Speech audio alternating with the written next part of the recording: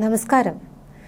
ജീവിക്കാനുള്ള കൊതിയും ശസ്ത്രക്രിയയോടുള്ള ഭയവും മുൻനിർത്തി സാധാരണക്കാരനായ രോഗികളെ മരണത്തിലേക്ക് തള്ളിവിടുന്ന വ്യാജ വൈദ്യന്മാർ നമുക്ക് ചുറ്റും പെരുകുകയാണ്. മലയാളത്തിന്റെ പ്രിയ നടൻ സലീം കുമാർ തന്റെ സ്വന്തം ജീവിതത്തിൽ അനുഭവിച്ച നരകയാതനകൾ തുറന്നു പറഞ്ഞ വാക്കുകളൊക്കെ തന്നെ അദ്ദേഹത്തിന്റെ മരണശേഷം വീണ്ടും സോഷ്യൽ മീഡിയകളിൽ ചർച്ചയാവുകയാണ്. തനിക്ക് സംഭവിച്ച ക്രൂരമായ അമളി ഇനി മറ്റൊരു രോഗിക്കും ഉണ്ടാകരുതെന്ന ദൃഢനിശ്ചയത്തോടെ അദ്ദേഹം പങ്കുവച്ച ഞെട്ടിക്കുന്ന അനുഭവങ്ങളിലേക്കാണ് വിരൽ ചൂണ്ടുന്നത്. കരളിലെ കടുത്ത രോഗബാധയെ തുടർന്ന് ആധുനിക മെഡിക്കൽ സയൻസ് ലിവർ ട്രാൻസ്പ്ലാന്റേഷൻ അഥവാ കരൾ മാറ്റിവെക്കൽ ശസ്ത്രക്രിയ നിർദ്ദേശിച്ച ഘട്ടത്തിലാണ് സലീം കുമാർ വലിയൊരു മാനസിക പ്രതിസന്ധിയിലാവുന്നത്. ശസ്ത്രക്രിയയോടുള്ള ഭയവും ജീവിക്കാനുള്ള ആഗ്രഹവും കാരണം മറ്റു വഴികൾ തേടി അദ്ദേഹത്തോട് ഒരു സുഹൃത്താണ് ഒറ്റപ്പാലത്തുള്ള നിർമ്മലാനന്ദഗിരി എന്ന നാട്ടുവൈദ്യനെ കുറിച്ച് പറയുന്നത്. ക്യാൻസർ വരെ മാറ്റാം എന്ന് അവകാശപ്പെട്ട ഈ വൈദ്യന്റെ അടുക്കൽ സലീം കുമാർ എത്തിയപ്പോൾ ലഭിച്ച ഉറപ്പ് ഇതായിരുന്നു: വെറും 51 ദിവസം കൊണ്ട് ഈ അസുഖം ഞാൻ മാറ്റിത്തരാം. തുടർന്ന് നിലം പരണ്ട എന്ന പച്ചില മരുന്ന് ദിവസവും കഞ്ഞിലിട്ട് കുടിക്കാൻ വൈദ്യൻ നിർദ്ദേശിച്ചു. അസുഖം മാറുമെന്ന പ്രതീക്ഷയിൽ സലീം കുമാർ ആ മരുന്ന് കഴിച്ചത് വെറും 51 ദിവസമല്ല, നീണ്ട 501 ദിവസങ്ങളാണ്. എന്നാൽ രോഗം മാറിയില്ലെന്ന് മാത്രമല്ല, അവസ്ഥ കൂടുതൽ വഷളാവുകയും ചെയ്തു. ഇതിനെക്കുറിച്ച് ചോദിക്കാൻ സലീം കുമാർ വൈദ്യനെ ഫോണിൽ വിളിച്ചപ്പോൾ കേട്ട മറുപടി ഏതൊരു സാധാരണക്കാരന്റെ കണ്ണു തുറപ്പിക്കുന്നതായിരുന്നു. താനൊരു പ്രമുഖ ക്യാൻസർ ആശുപത്രിയിലാണെന്നും തനിക്ക് ക്യാൻസറിന്റെ 4ാം സ്റ്റേജ് ആണെന്നുമായിരുന്നു ആ വൈദ്യന്റെ മറുപടി. മറ്റുള്ളവരുടെ മാരക രോഗങ്ങൾ മാറ്റാമെന്ന് അവകാശപ്പെട്ട ആൾക്ക് സ്വന്തം ജീവൻ രക്ഷിക്കാൻ ഒടുവിൽ ആധുനിക ശാസ്ത്രത്തിന്റെ ക്യാൻസർ ആശുപത്രിയിൽ അഭയം പ്രാപിക്കേണ്ടി വന്നു. ഈ കബളിപ്പിക്കലിന് ശേഷവും ശസ്ത്രക്രിയയോടുള്ള ഭയം കാരണം സലീം കുമാർ ചെന്നെത്തിയത് കേരളത്തിൽ വ്യാജ പ്രചാരണങ്ങളുടെ കുപ്രസിദ്ധി നേടിയ ചേർത്തലയിലെ മോഹനൻ വൈദ്യരുടെ അടുത്തായിരുന്നു.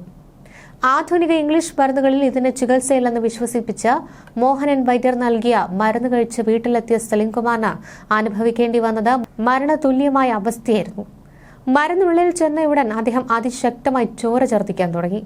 പരിഭ്രാന്തനായ മകൻ വൈദ്യനെ വിളിച്ച് കാര്യം പറഞ്ഞപ്പോൾ അകത്തുള്ള ചീത്ത ചോര പുറത്തുപോകാൻ ഞാൻ ചെറിയൊരു മരുന്ന് അതിൽ ചേർത്തിട്ടുണ്ട് എന്നായിരുന്നു മോഹനൻ വൈദ്യരുടെ തികച്ചും ശാസ്ത്രവിരുദ്ധവും ക്രൂരവുമായ ന്യായീകരണം.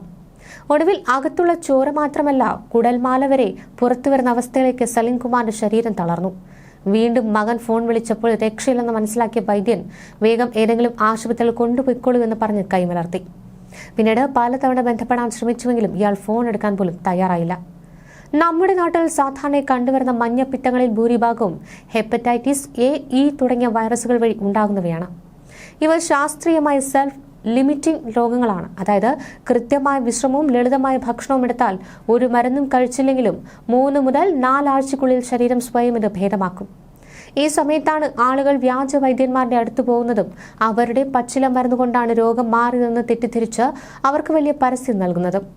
എന്നാൽ ഹെപ്പറ്റൈറ്റിസ് ബി, സി അല്ലെങ്കിൽ കരൾ കരിഞ്ഞുണങ്ങുന്ന ലിവർ സിറോസിസ്, പിത്തരസ കുഴലിലെ തടസ്സങ്ങൾ മൂലമുണ്ടാകുന്ന മഞ്ഞപ്പിത്തം എന്നിവ നാട്ടുമരുന്ന് കൊണ്ട് ഒരിക്കലും മാറില്ല. ഇതിനകം തന്നെ തകരാറിലായ കരളിലേക്ക് അളവോ ശാസ്ത്രീയതയോ ഇല്ലാത്ത കടുത്ത പച്ചില മരുന്നുകളും ലോഹപ്പൊടികളും ചെന്നെത്തുമ്പോൾ കരളിലെ അവശേഷിക്കുന്ന കോശങ്ങൾ കൂടി പൂർണ്ണമായി നശിക്കുന്നു. ആധുനിക മെഡിക്കൽ സയൻസിൽ ഇതിനെ ഡ്രഗ് ഇൻഡക്റ്റഡ് ലിവർ ഇഞ്ചുറി എന്നാണ് വിളിക്കുന്നത്. കരൾ രോഗങ്ങളിൽ കരളിലേക്കുള്ള രക്തക്കുഴലുകളിൽ സമ്മർദ്ദം കൂടുന്നത് കാരണം അന്നനാളിലെ രക്തക്കുഴലുകൾ പൊട്ടി ചോര ഛർദ്ദിക്കാറുണ്ട്. വ്യാജമരുന്നുകൾ ഈ അവസ്ഥയെ അതീവ ഗുരുതരമാക്കുകയും രോഗികളെ മരണത്തിലേക്ക് തള്ളിവിടുകയും ചെയ്യും. വ്യാജ ചികിത്സകർ എപ്പോഴും ഇരയാക്കുന്നത് രോഗിയുടെ മാനസികാവസ്ഥയെയാണ്. മരണം മുന്നിൽ കാണുമ്പോൾ ഉണ്ടാകുന്ന പേടിയെ ചൂഷണം ചെയ്തവർ പണം തട്ടുന്നു. സലീം കുമാർ അന്ന് പൊതുവേദിയിൽ വികാരാധീനനായി പറഞ്ഞത് തന്റെ സ്വന്തം ജീവനം തകർത്ത ആ ദുരന്തവും ഇനി മറ്റാർക്കുണ്ടാകരുതെന്ന് കരുതി മാത്രമാണ്. നടൻ ബാല ഉൾപ്പെടെയുള്ള പലരും മരണം മുന്നിൽ കാണുന്ന അവസാന നിമിഷങ്ങളിലാണ് ആധുനിക ആശുപത്രികളിൽ എത്തുന്നതെന്ന് അദ്ദേഹം ചൂണ്ടിക്കാണിച്ചിരുന്നു.